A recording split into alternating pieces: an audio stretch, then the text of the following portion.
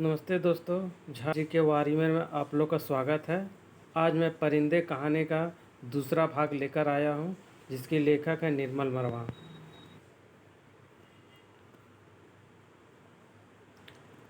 Lead kindly. आज मैं आप लोग के सामने स्टार्ट कर रहा हूँ। Lead kindly light. संगीत के सुर में मानो एक ऊंची पहाड़ी पर चढ़कर हाफती हुई सांसों को आकाश की अगाध शून्यता में बिखेरते हुए नीचे उतर रहे हैं। बारिश की मुलायम धूप चैनल के लंबे चौकोर शीशों पर झलमलाता रही, जिसकी एक महीने चमकीली रेखा ईसा मसीह की प्रतिमा पर तिरछी होकर गिर रही है। मोमबत्तियों का धुआं धूप में नीली सी लकीर खींचता हुआ हवा में तीर्ण पियानो के क्षणिक पोज में लतिका को पत्तों का मरमर कहीं दूर सुनाई दे जाता है। एक क्षण के लिए उसे यह भ्रम हुआ कि चैपल का फीका सा अंधेरा उस छोटे से प्रेयर हॉल के चारों कोनों से सिमटता हुआ उसके आसपास घिर आया है, मानो कोई उसकी आंखों पर पट्टी बांधकर उसे यहाँ तक ले आया हो और अचानक उसकी दोनों आंखें खोल दी हो। उसे लगा कि जैसे मोमबत्तियों के धूमिल आलोक में कुछ भी ठोस वास्तविक न रहा हो। चैपल की छत, दीवारें, डेस्क पर रखा हुआ डॉक्टर का सुघड़ सुडौल हाथ और पियानो के सुर अतीत की धुंध को भेदते हुए स्वयं उस धुंध का भाग बनते जा रहे हो। एक पगली सी स्मृति, एक उद्भ्रांत भावना, चैपल के झुकी हुई विपिंग विलोप की कांपती टहनियाँ, पैरों तले चीड़ के पत्तों सी की धीमी सी चीड़ परिचित खड़ खड़। वहीं पर गिरीश एक हाथ में मिलिट्री का खाकी हैट लिए खड़ा है। चौड़े उसे हुए बल कंधे, अपना सिर वहाँ टिका दो तो जैसे सिमट कर खो जाएगा। चार्ल्स वेयर, यह नाम उसने रखा था। यह झेप कर हंसने हंसने लगता। तुम्हें आर्मी में किसने चुन लिया? मेजर बन गए हो, लेकिन लड़कियों से भी गए बीते हो। जरा जरा सी बात पर चेहरा लाल हो जाता है। यह सब वह कहती नहीं, सिर्फ सोचती भर थी। सोचा था कहूँगी, वह कभी कभी नहीं आया। बुरुस का लाल फूल लाए हो? न झूठे। खाकी कमीज की जिस जेब पर बैज चिपके थे, उसमें से मूसा हुआ बुरुस का फूल निकल आया। छी, सारा मुरझा गया, अब खिला कहाँ है? How clumsy. उसके बालों में गिरीश का हाथ उलझ रहा है। फूल कहीं टिक नहीं पाता।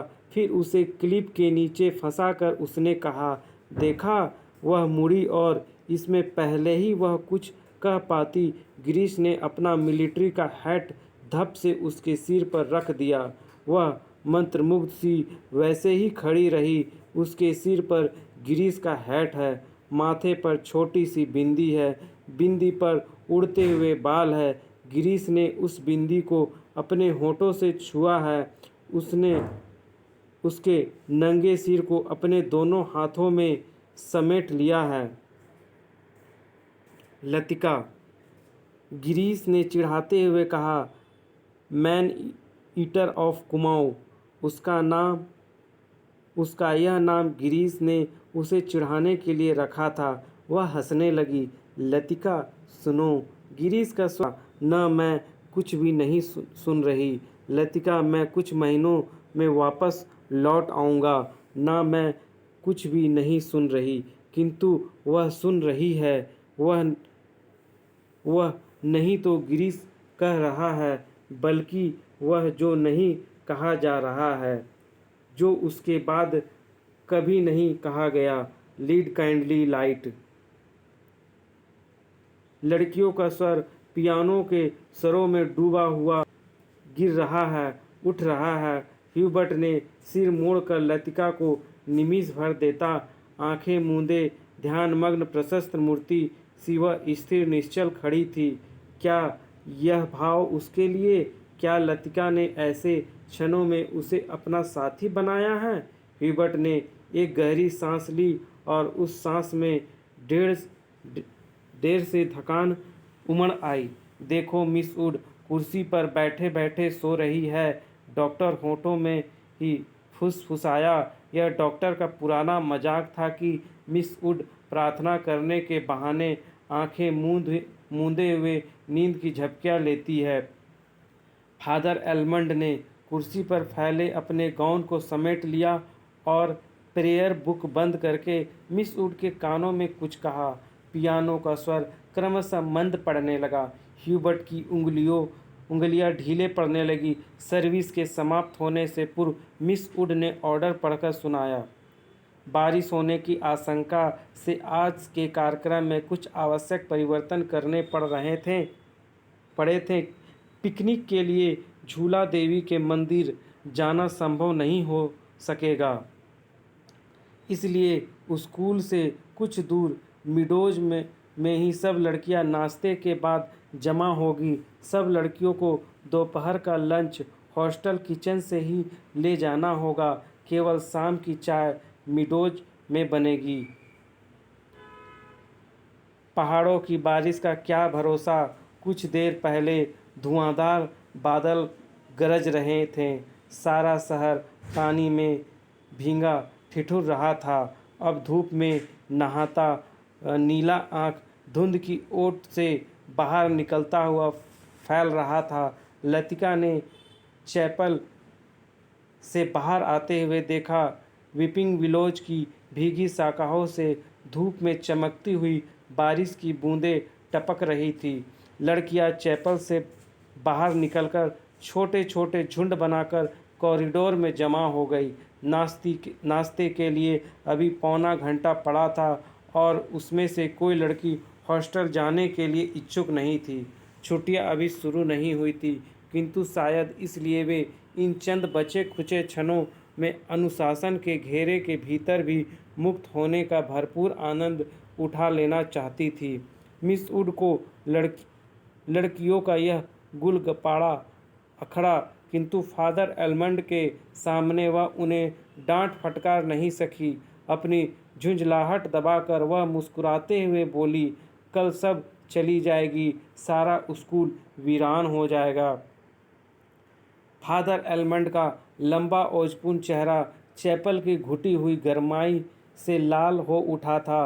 कॉरिडोर के जंगले पर अपनी छड़ी लटकाकर वह बोले, छुट्टियों में पीछे हॉस्टल में कौन रहेगा? पिछले 2-3 सालों से मिस लतिका ही रह रही है।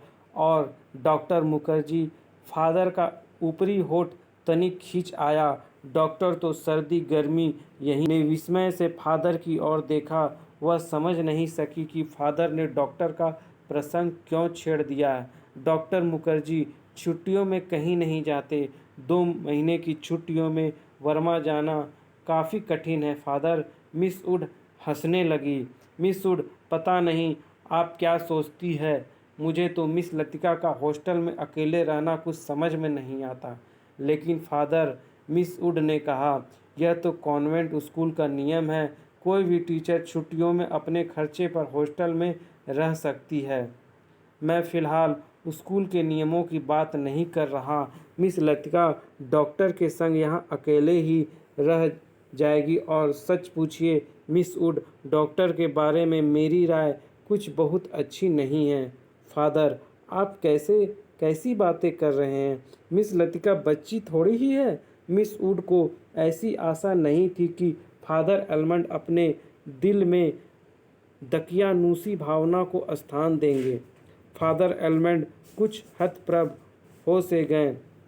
बात टालते हुए, मिस वुड, मेरा मतलब यह नहीं था। आप तो जानती है मिस लतिका और उस मिलिट्री अफसर को लेकर एक अच्छा खासा स्कैंडल बन गया था। स्कूल के बदनामी होने में क्या देर लगती है? वह बेचारा तो अब भी नहीं रहा। मैं उसे जानती थी फादर। ईश्वर उसकी आत्मा को शांति दे। मिस वुड ने धीरे से अपने दोनों बाहों से क्रॉस किया। फादर एलमंड को मिस वुड की मूर्खता पर इतना अधिक क्षोभ हुआ कि उनसे आगे और कुछ नहीं बोला गया।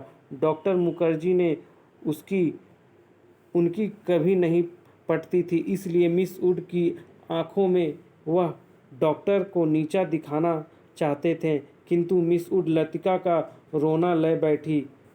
आगे बात बढ़ाना व्यर्थ था। फादर एलमंड को मिस वुड की मूर्खता पर इतना अधिक क्षोभ हुआ कि उसने आगे और कुछ नहीं बोला गया। डॉक्टर मुखर्जी से उनकी कभी नहीं पटती थी, इसलिए मिस वुड की आंखों में वह डॉक्टर को नीचा दिखाना चाहते थे, किंतु मिस वुड लतिका का रोना ले बैठी। आगे बात बढ़ाना व्यर्थ था। उन्होंने छड़ी को जंगल से उठाया और ऊपर साफ खुले आकाश को देखते हुए बोले, प्रोग्राम आपने यूं ही बदला मिस वुड, अब क्या बारिश होगी? ह्यूबर्ट जब चैपल से बाहर निकला तो उसकी आंखें चकाचौंध सी हो गई। उसे लगा जैसे किसी ने अचानक ढेर सी चमकीली उछलती हुई रोशनी मुट्ठी में भर कर उसकी आंखों में झोंक दी हो। पियानो के संगीत के सुर रुई के छुई मुई रेशों की भांति अब तक उसके मस्तिष्क की थकी मांदो नसों पर फड़फड़ा रहे थे। वह काफ़ी थक गया था। पियानो बजाने से फेफड़ों पर हमेशा भारी दबाव पड़ता, दिल की धड़कन तेज हो जाती थी। उसे लगता था कि संगीत के एक नोट को दूसरे नोट में उतारने के प्रयत्न में वह एक अंधेरी खाई पार कर रहा है। आज चैपल में मैंने जो महसूस किया वह कितना रहस्यमय, कितना विचित्र था, ह्यूबर्ट ने सोचा। मुझे लगा पियानो का हर नोट चिरंतन खामोशी की अंधेरी कोह में निकलकर बाहर फैली नीली धुंध को काटता तराशता हुआ एक भूला सा अर्थ खींच लाता है। गिरता हुआ हर पोज एक छोटी सी मौत है, मानो घने छायादार वृक्षों की कांपती छायाओं में कोई पगडंडी गुम हो गई हो। एक छोटी सी मौत जो आने वाले सुरों को अपनी बची खुची गूंजों की सांसें समर्पित कर जाती है, जो मर जाती है किंतु मिट नहीं पाती, मिटती नहीं इसलिए मर कर भी जीवित है, दूसरे सुरों में लय हो जाती है। डॉक्टर, क्या ऐसी मृत्यु ऐसे आती है? अगर मैं डॉक्टर से पूछूं तो वह हंसकर टाल देगा। मुझे लगता है वह पिछले कुछ दिनों से कोई बात छिपा रहा है। उसकी हंसी में जो सहानुभूति का भाव होता है वह मुझे अच्छा नहीं लगता। आज उसने मुझे स्पेशल सर्विस में आने से रोका था। कारण पूछने पर वह चुप सा रहा था। कौन सी ऐसी बात है जिससे मुझे कहने में डॉक्टर कतराता है? शायद मैं शक्की मिजाज का होता जा रहा हूँ और बात कुछ भी नहीं है। ह्यूबर्ट ने देखा लड़कियों की कतार स्कूल के हॉस्टल जाने वाली सड़क पर नीचे उतरती जा रही है। उजली धूप में उनके रंग बिरंगे रिबन, हल्की आसमानी रंग के फ्रॉकें और सफ़ेद पेंटियाँ चमक रही है। सीनियर कैम्ब्रिज की कुछ लड़कियों ने चैपल की वाटिका से गुलाब के फूलों को तोड़कर अपने बालों में लगा लिया है। कैंटोनमेंट के 3-4 सिपाही लड़कियों को देखते हुए अश्लील मजाक करते हुए हंस रहे थे और कभी कभी किसी लड़की की और जरा सा झुककर सीटी बजाने लगते थे। Hello mister Hubert. ह्यूबर्ट ने चौंक कर पीछे देखा। लतिका एक मोटा सा रजिस्टर बगल में दबाई खड़ी थी। आप यहीं हैं?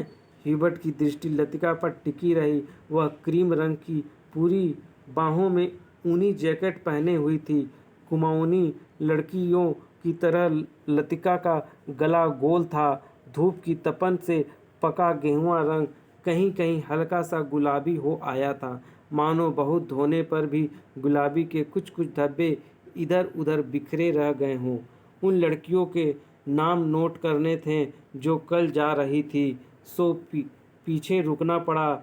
आप भी तो कल जा रहे हैं मिस्टर ह्यूबर्ट। अभी तक तो यही इरादा। यहाँ रुक कर भी क्या करूँगा। आप स्कूल की ओर जा रही है। चलिए। पक्की सड़क पर लड़कियों की भीड़ जमा थी, इसलिए वे दोनों पोलो ग्राउंड का चक्कर काटते हुए पगडंडी से नीचे उतरने लगे। हवा तेज हो चली। चीड़ के पत्ते हर झोंके के संग टूट टूट कर पगडंडी पर ढेर लगाते जाते थे। ह्यूबर्ट रास्ता बनाने के लिए अपनी छड़ी से उन्हें बुहार कर दोनों ओर बिखेर देता था। लतिका पीछे खड़ी हुई देखती रही। अल्मोड़ा की ओर से आते हुए छोटे छोटे बादल रेशमी रुमालों से उमड़ते हुए सूरज की मुंह पर लिपटे लिपटे से जाते थे, फिर हवा में वह बह निकलते थे। इस खेल में धूप कभी मंद फीकी सी पड़ जाती थी, कभी अपना उजला आंचल खोलकर समूचे शहर को अपने से समेट लेती थी। लतिका तनिक आगे निकल गई। ह्यूबर्ट की सांसें चढ़ गई थी और वह धीरे धीरे हाँफता हुआ पीछे से आ रहा था। जब वे पोलो ग्राउंड के पवेलियन की छोड़कर मिलिट्री की दाईं ओर मुड़े तो लतिका ह्यूबर्ट की प्रतीक्षा करने के लिए खड़ी हो गई। उसे याद आया, छुट्टियों के दिनों में जब कभी कमरे में अकेले बैठे बैठे उसका मन उब जाता था तो वह अक्सर टहलते हुए मिलिट्री तक चली आती थी। उससे सटी पहाड़ी पर चढ़कर वह बर्फ के ढके देवदार वृक्षों को देखा करती थी, जिनकी झुकी हुई शाखों से रूई के गालों सी बर्फ नीचे गिरा करती थी। नीचे बाजार जाने वाली सड़क पर बच्चे स्लेज पर फिसला करते थे। वह खड़ी खड़ी बर्फ में छिपी हुई उस सड़क का अनुमान लगाया करती थी जो फादर एलमंड के घर से गुजरती हुई मिलिट्री अस्पताल और डाकघर से होकर चर्च की सीढ़ियों तक जाकर गुम हो जाती थी। जो मनोरंजन एक दुर्गम पहेली को सुलझाने में होता है, वह लतिका को बर्फ में खोए रास्तों को खोज निकालने में होता था। आप बहुत तेज चलती है मिस लतिका। थकान से ह्यूबर्ट का चेहरा कुम्हला गया था। माथे पर पसीने की बूंदें छलक आई थी। कल रात आपकी तबीयत का क्या कुछ खराब हो गई थी? आपने कैसे जाना? क्या मैं अस्वस्थ दिख रहा हूँ? ह्यूबर्ट के स्वर में हल्की सी खींच का आभास था। सब लोग मेरी सेहत को लेकर क्यों बात शुरू करते हैं? उसने सोचा। नहीं, मुझे तो पता भी नहीं चलता। वह तो सुबह करीमुद्दीन से बातों बातों में जिक्र छेड़ दिया था। लतिका कुछ अप्रतिभ सी हो आई। कोई खास बात नहीं। वह पुराना दर्द शुरू हो गया था, अब बिल्कुल ठीक है। अपने कथन की पुष्टि के लिए ह्यूबर्ट छाती सीधी करके तेज कदम बढ़ाने लगा। डॉक्टर मुखर्जी को दिखलाया था। वह सुबह आए थे। उनकी बात कुछ समझ में नहीं आती। हमेशा दो बातें एक दूसरे से उल्टी कहते हैं कि एक बार मुझे 6-7 महीने की छुट्टी लेकर आराम करना चाहिए, लेकिन अगर मैं ठीक हूँ तो भला इसकी क्या ज़रूरत है? ह्यूबर्ट के स्वर में व्यथा की छाया लतिका से छिपी न रह सकी। बात को टालते हुए उसने कहा, आप तो नाहक चिंता में करते हैं कि मिस ह्यूबर्ट, आजकल मौसम बदल रहा है, अच्छे भले आदमी तक बीमार हो जाते हैं। ह्यूबर्ट का चेहरा प्रसन्नता से दमकने लगा। उसने लतिका को ध्यान से देखा। वह अपने दिल का संशय मिटाने के लिए निश्चित हो जाना चाहता था कि कहीं लतिका उसे केवल दिलासा देने के लिए ही झूठ बोल रही है। यही तो मैं सोच रहा था मिस लतिका। डॉक्टर की सलाह सुनकर तो मैं डर ही गया। भला 6 महीने की छुट्टी लेकर मैं अकेला क्या करूँगा? स्कूल में तो बच्चों के संग मन लगा रहता है। सच पूछो तो दिल्ली में ये 2 महीने की छुट्टियाँ दूभर हो जाती है। मिस्टर ह्यूबर्ट, कल आप दिल्ली जा रहे हैं। लतिका चलते चलते हठात ठिठक गई। सामने पोलो ग्राउंड फैला था, जिसके दूरी और जिसके दूसरी ओर मिलिट्री के ट्रकें कैंटोनमेंट की ओर जा रही थी। ह्यूबर्ट को लगा जैसे लतिका की आंखें अंधमुंदी सी खुली रह गई है, मानो पलकों पर एक पुराना भूरा सा सपना सरक आया है। मिस्टर ह्यूबर्ट, आप दिल्ली जा रहे हैं? इस बार लतिका ने प्रश्न नहीं दोहराया। उसके स्वर में केवल एक असीम दूरी का भाव घिर आया। बहुत अरसा पहले मैं भी दिल्ली गई थी मिस्टर ह्यूबर्ट, तब मैं बहुत छोटी थी। न जाने कितने बरस बीत गए। हमारी मौसी का ब्याह वहीं हुआ था। बहुत सी चीज़ें देखी थी, लेकिन अब तो सब कुछ धुंधला सा पड़ गया है। इतना याद है कि हम कुतुब पर चढ़े थे। सबसे ऊंची मंजिल से हमने नीचे झांका था। न जाने कैसा लगा था। नीचे चलते हुए आदमी चाबी भरे हुए खिलौनों से लगते थे। हमने ऊपर से उन पर मूंगफली फेंकी थी, लेकिन हम बहुत निराश हुए थे क्योंकि उनमें से किसी ने हमारी तरफ नहीं देखा। शायद माँ ने मुझे डांटा था और मैं सिर्फ नीचे झांकते हुए डर गई थी। सुना है अब तो दिल्ली इतना बदल गया है कि पहचाना नहीं जाता। वे दोनों फिर चलते गए। हवा का वेग ढीला पड़ने लगा। उड़ते हुए बादल अब सुस्ताने से लगे थे। उसकी छायाएं नंदा देवी और पंचचूली की पहाड़ियों पर गिर रही थी। स्कूल के पास पहुँचते पहुँचते चीड़ के पेड़ के पीछे छूट गए। कहीं कहीं खुबानी के पेड़ों के आसपास बुरुस के लाल फूल धूप में चमक जाते थे। स्कूल तक आने में उन्होंने पोलो ग्राउंड का लंबा चक्कर लगा दिया था। मिस लतिका, आप कहीं छुट्टियों में जाती क्यों नहीं? सर्दियों में तो यहाँ सब कुछ वीरान हो जाता होगा।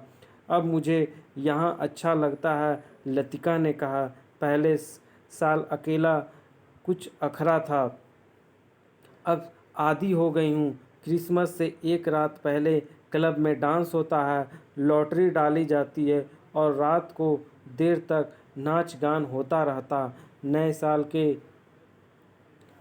दिन कुमाऊं रेजिमेंट की ओर से परेड ग्राउंड में कार्निवल किया जाता है। बर्फ़ पर स्केटिंग होती है। रंग बिरंगे गुब्बारों के नीचे फौजी बैंड बजता है। फौजी अफसर फ्रेंजी ड्रेस में भाग लेते हैं। हर साल ऐसा ही होता है मिस्टर ह्यूबर्ट। फिर कुछ दिन बाद विंटर स्पोर्ट्स के लिए अंग्रेज़ टूरिस्ट आते हैं। हर साल मैं उनसे परिचित होती हूँ। वापस लौटते हुए वे हमेशा वादा करते हैं कि अगले साल भी आएंगे, पर मैं जानती हूँ कि वे नहीं आएंगे। वे भी जानते हैं कि वे नहीं आएंगे। फिर भी हमारी दोस्ती में कोई अंतर नहीं पड़ता।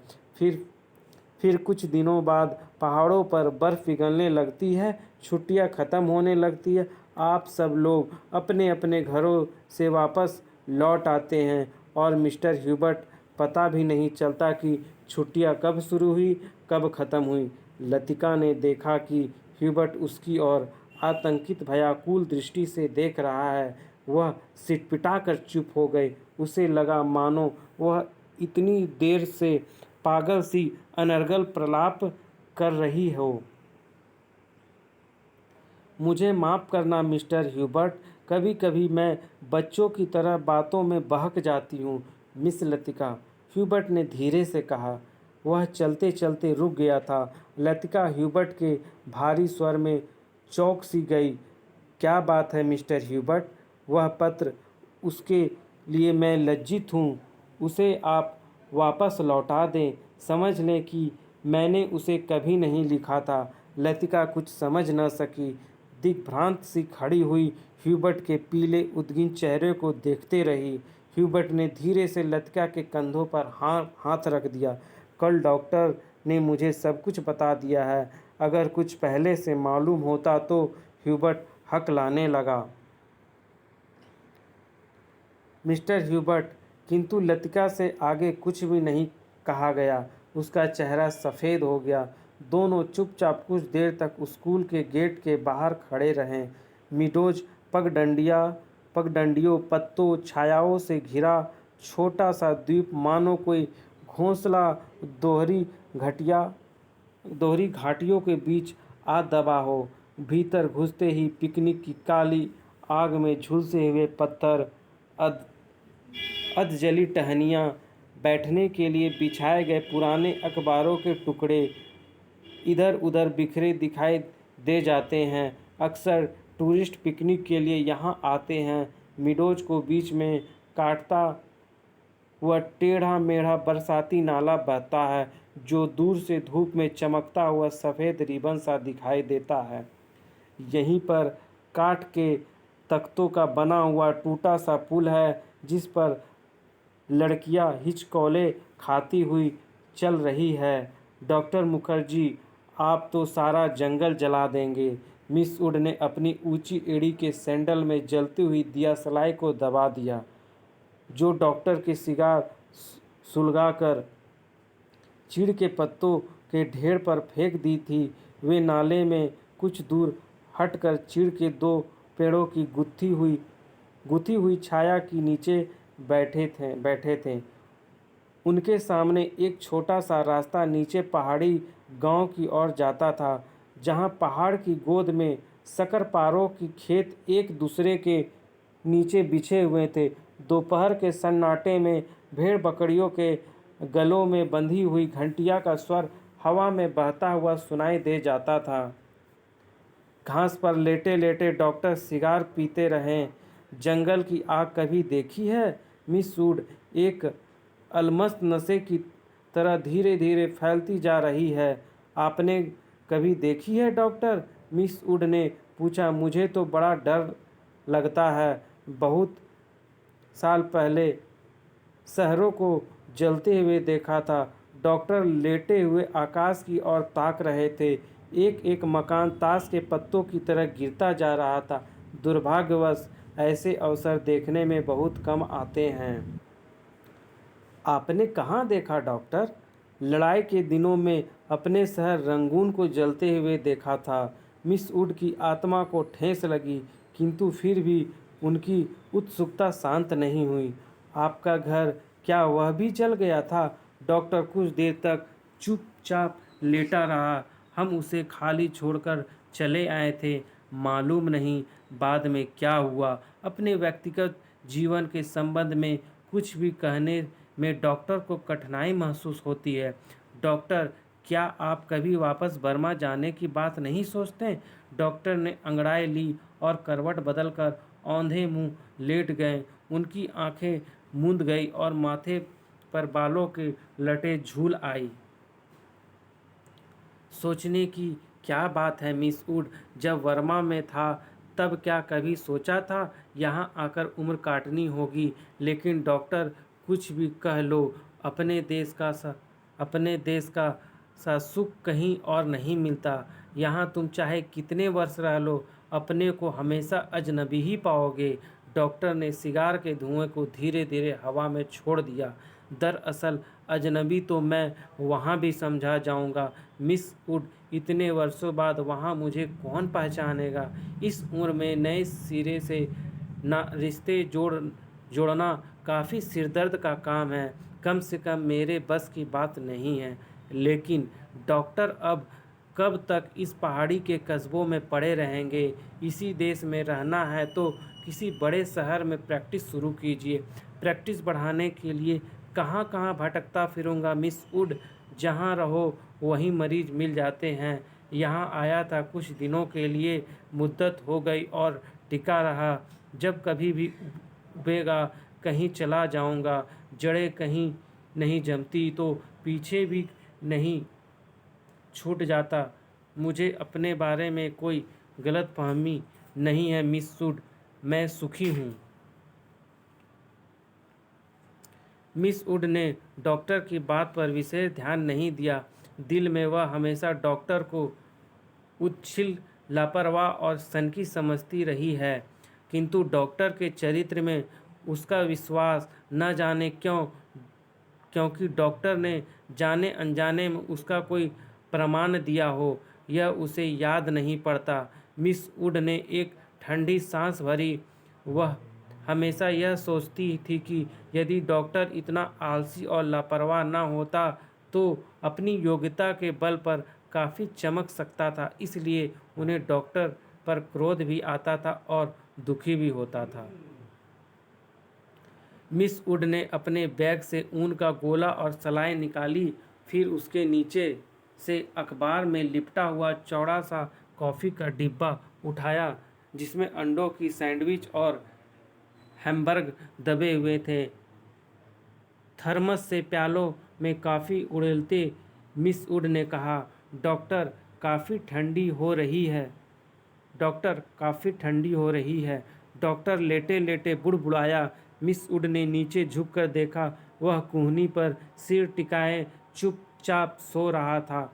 ऊपर का होठ जरा सा फैलकर मुड़ गया था, मानो किसी से मजाक करने से पहले मुस्कुरा रहा हो। उसकी उंगलियों में दबा हुआ सिगार नीचे झुका हुआ लटक रहा था।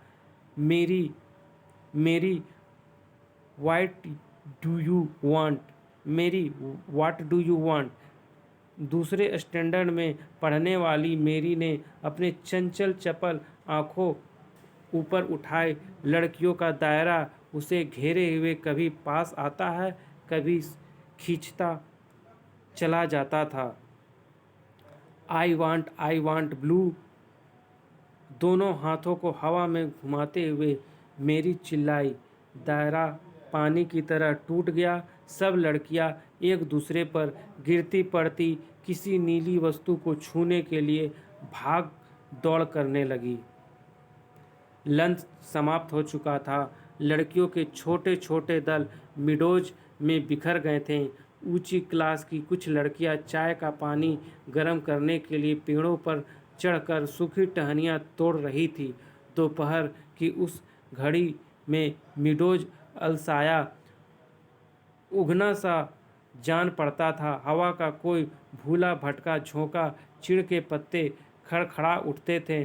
कभी कोई पक्षी अपने सुस्ती मिटाने झाड़ियों में उड़कर नाले के किनारे बैठ जाता था, पानी में सिर डुबोता था, फिर उबकर हवा में दो चार निरुद्देश चक्कर काटकर दोबारा झाड़ियों में दुबक जाता था। किंतु जंगल के खामोशी शायद कभी चुप नहीं रहती। गहरी नींद में डूबी सपनों सी कुछ आवाज़ें नीरवता के हल्के झीने पर्दे पर सलवटें बिछा जाती है। मुख लहरों सी हवा में तिरती है, मानो कोई दबे पांव झांक कर अदृश्य संकेत कर जाता है। देखो मैं यहाँ हूँ। लतिका ने जूली के बॉब हेयर को सहलाते हुए कहा, तुम्हें कल रात बुलाया था। मैडम मैं गई थी, आप अपने कमरे में नहीं थी। लतिका को याद आया कि कल रात वह डॉक्टर के कमरे के टेरेस पर देर तक बैठी रही थी और भीतर ह्यूबर्ट पियानो पर सोपा का नॉक्टर्स बजा रहा था। जूली तुमसे कुछ पूछना था। उसे लगा वह जूली की आंखों से अपने को बचा रही है। जूली ने अपना चेहरा ऊपर उठाया, उसकी भूरी आंखों से कौतूहल झांक रहा था। तुम ऑफिसर्स मेस में किसी को जानते हो? जूली ने अनिश्चित भाव से सिर हिलाया। लतिका कुछ देर तक जूली को अपलक घूरती रही। जूली मुझे विश्वास है तुम झूठ नहीं बोलोगी। कुछ क्षण पहले जूली की आंखों में जो कौतूहल था वह भय में परिणत होने लगा। लतिका ने अपनी जैकेट की जेब से एक नीला लिफाफा निकाला, जूली की गोद में फेंक दिया।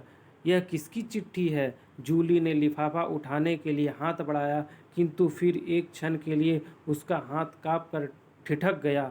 लिफाफे पर उसका नाम और हॉस्टल का पता लिखा हुआ था।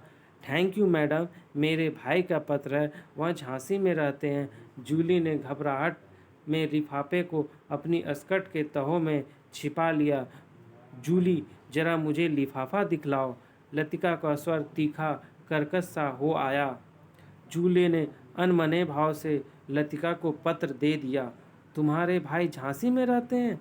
जूली इस बार कुछ नहीं बोली। उसकी उद्भ्रांत उखड़ी सी आंखें लतिका को देखती रही। यह क्या है? जूली का चेहरा सफ़ेद फक पड़ गया। लिफाफे पर कुमाऊं रेजिमेंटल सेंटर की मुहर उसकी ओर घूर रही थी। कौन है यह? लतिका ने पूछा।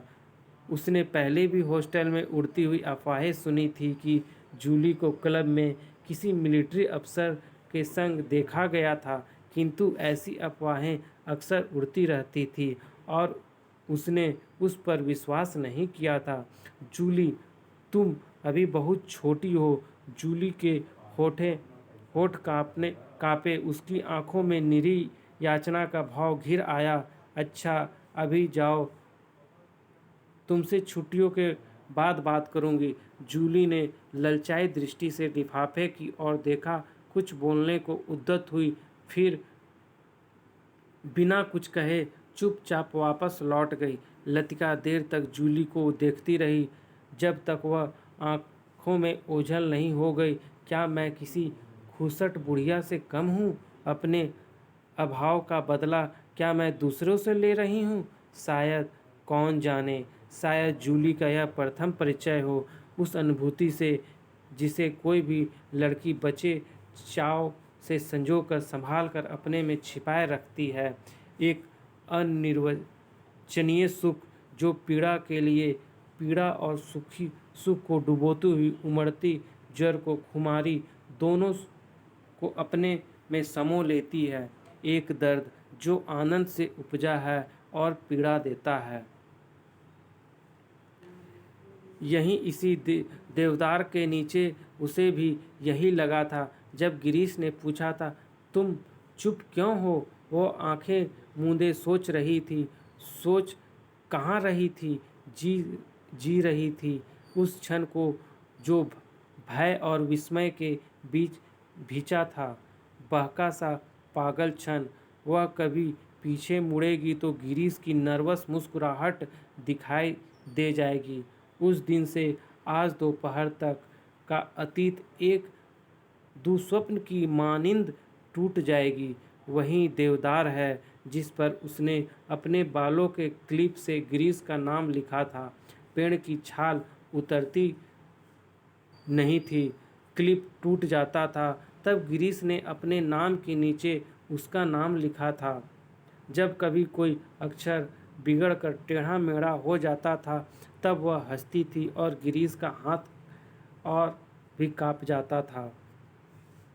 लतिका को लगा कि जो वह शायद करती है वही भूलना भी चाहती है, लेकिन जब सचमुच भूलने लगती है तब उसे भय लगता है कि जैसे कोई उसकी किसी चीज़ को उसके हाथों से छीन लिया जा रहा है। ऐसा कुछ जो सदा के लिए खो जाएगा। बचपन में जब कभी वह अपने किसी खिलौनों को खो देती है तो वह गुमसुम सी होकर सोचा करती है, कहाँ रख दिया मैंने। जब बहुत दौड़ धूप करने पर खिलौना मिल जाता तो वह बहाना करती कि अभी उसे खोज ही रही है, वह अभी मिला नहीं है। जिस स्थान पर खिलौना रखा होता, जानबूझकर उसे छोड़कर घर के दूसरे कोनों में उसे खोजने का उपक्रम करती। तब खोई हुई चीज़ याद रहती, इसलिए भूलने का भय नहीं रहता था। आज वह बचपन के खेल का बहाना क्यों नहीं कर पाती? बहाना शायद करती है, उसे याद करने का बहाना, जो भूलता जा रहा है। दिन महीने बीत जाते हैं और वह उलझी रहती है। अनजाने में गिरीश का चेहरा धुंधला पड़ता जाता है। याद वह करती है, किंतु जैसे कि पुराने तस्वीर के धूल भरे शीशे को साफ कर रही हो। अब वैसा दर्द नहीं होता, सिर्फ उसको याद करती है जो पहले कभी नहीं होता था। तब उसे अपने पर ग्लानि होती है। वह फिर जानबूझकर उस घाव को कुरेदती है जो भरता जा रहा है। दुख ब दुख उसकी कोशिशों के बावजूद भरता जा रहा है। देवदार पर खुदे हुए अधमिटे नाम लतिका की ओर निस्तब्ध निरीह भाव से निहार रहे थे। मिडोज के घने सन्नाटे में नाले पार से खेलती हुई लड़कियों की आवाज़ गूंज जाती है। What do you want? What do you want? तितलियाँ, झिंगूर, जुगनू, मिडोज पर उतरती हुई सांझ की छायाओं में पता नहीं चलता कौन आवाज़ किसकी है। दोपहर के समय जिन आवाज़ों को अलग अलग करके पहचाना जा सकता था, अब वे एक स्वर की अविरल धारा में घुल गई थी। घास से अपने पैरों को पोंछता हुआ कोई रेंग रहा है, झाड़ियों के झुरमुट से परों को फड़फड़ाता हुआ झपट कर कोई ऊपर में उड़ जाता है, किंतु ऊपर देखो तो कहीं कुछ भी नहीं है। मिडोज के झरने का गड़गड़ाता स्वर जैसे अंधेरी सुरंग में झपाटे से ट्रेन गुजर गई हो और देर तक उसमें सीटियाँ और पहियों के चित्कार गूंजती रही हो। पिकनिक कुछ देर तक और चलती, किंतु बादलों की तहें एक दूसरे पर चढ़ती जा रही थी। पिकनिक का सामान बटोरा जाने लगा। मिडोज के चारों ओर बिखरी हुई लड़कियां मिस वुड के इर्द गिर्द जमा होने लगी। अपने संग वे अजीब व गरीब चीज़ें लाई थी। कोई किसी कोई किसी पंछी के टूटे पंखों को बालों में लगाए हुए थी। किसी ने पेड़ की टहनी को चाकू से छीलकर छोटी सी बेत बना ली थी। ऊंची क्लास की कुछ लड़कियां ने अपने अपने रुमालों को में नाले से पकड़ी हुई छोटी छोटी बालिस्त भर सी मछलियों को दबा रखा था, जिन्हें मिस वुड से छिपा कर वे एक दूसरे को दिखा रही थी। धन्यवाद दोस्तों। आज दूसरा पार्ट खत्म हुआ, कल तीसरा पार्ट लेकर भी आऊँगा। धन्यवाद।